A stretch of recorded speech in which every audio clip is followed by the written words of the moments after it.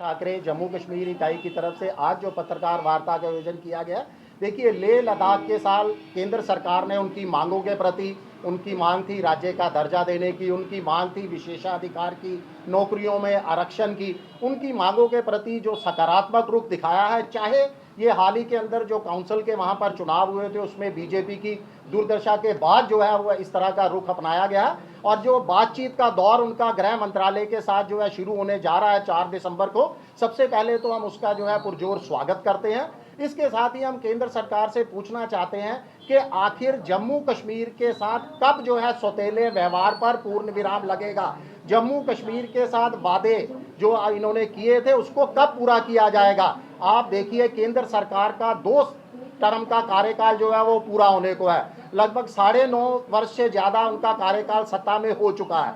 अब जम्मू कश्मीर के साथ, देश की आवाम के साथ अखंड भारत, अखंड जम्मू कश्मीर का वादा किया गया था, आतंकवाद मुक्त जम्मू कश्मीर का वादा किया था, मगर आज भी पीओजे आप देखो पाकिस्तान के साथ बना हुआ है। जो अखंड जम्मू कश्मीर का वादा करते थे उन्होंने ही 4.5 साल पूर्व 5 अगस्त 2019 को जम्मू कश्मीर को 2 भागों में बांटते हुए लेह लद्दाख को हमारे से अलग कर दिया गया, राज्य का दर्जा छीन लिया गया, हमें केंद्र शासित प्रदेश बना दिया गया।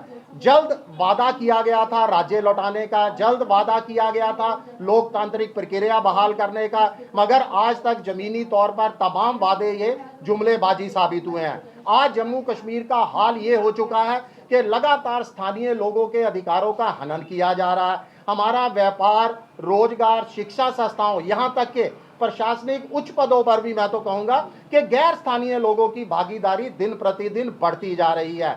आज हम आप लोगों के माध्यम से केंद्र सरकार से ये मांग करते हैं कि जम्मू कश्मीर को जल्द राज्य का दर्जा लौटाया जाए, हमें हमारे यहाँ पर जल्द से जल्द लोकतांत्रिक प्रक्रिया बहाल की जाए। इसके साथ ही हमारे से आपने धारा 370 छीनी है, हमें धारा 371 के तहत विशेषाधिकार दिए जाएं, जिसके अंदर हमारी संस्कृति पहचान की सुरक्षा हमें मिले, नौकरियों के अंदर हमें आरक्षण मिले, शिक्षा संस्थानों के अंदर हमें आरक्षण मिले। अगर केंद्र सरकार की तरफ से निकट भविष्य के अंदर सकारात्मक संकेत नहीं मिले तो शिवसेना तमाम विपक्षी पार्टियों के साथ सड़कों पर उतरेगी, एक विशाल जन आंदोलन को जो है वो आगाज किया जाएगा। आपने कहा, देखिए जम्मू कश्मीर को जनता को इस समय खास करके युवाओं को जरूरत है हमारे रोजगार के अंदर आरक्षण का, युवाओं को जरूरत है छात्रों को शिक्षा के अंदर आरक्षण का। आपने हाल ही के अंदर देखा है कि बेरोजगारी में जम्मू शीर्ष राज्यों के अंदर पहुंच चुका है, शिक्षा संस्थाओं में बच्चे भटक रहे हैं, तो सबसे ज़्यादा और उससे भी ऊपर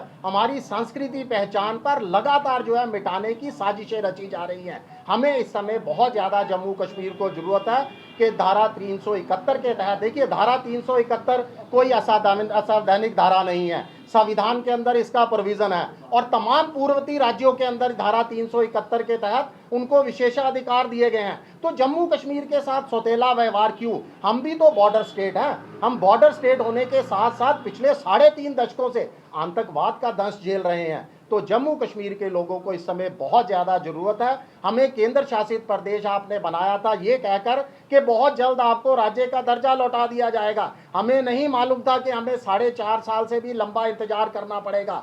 आप ध्यान कीजिए 2014 में जम्मू कश्मीर के विधानसभा चुनाव हुए थे, 18 के अंदर पीडीपी बीजेपी गठबंधन की सरकार गिरी थी। आज कितना लंबा अरसा हो चुका है, जनता तरस रही है अपने लोकतांत्रिक अधिकारों के लिए। तो जनता को जो है भलाई के लिए काम कीजिए, ये चेतावनी भी है, ये मांग भी है, ये अपील भी है शिवसेना। 15 दिसंबर से देखिए बिल्कुल, हम तो अगर राज्य का दर्जा दिया जाता है या लोकतांत्रिक प्रक्रिया बहाल की जाती है तो हर पार्टी ये स्वागत करेगी, और अगर माननीय न्यायालय कोई 370 को लेकर जो है कोई अच्छा निर्णय देता है, हमारे हक के अंदर जम्मू कश्मीर की आवाम के हक में निर्णय देता, तो वो सबको मानना पड़ेगा, सभी को मंजूर किया जाएगा। ऐसा तो नहीं कि हक देने के लिए न्यायालय दे रहा है,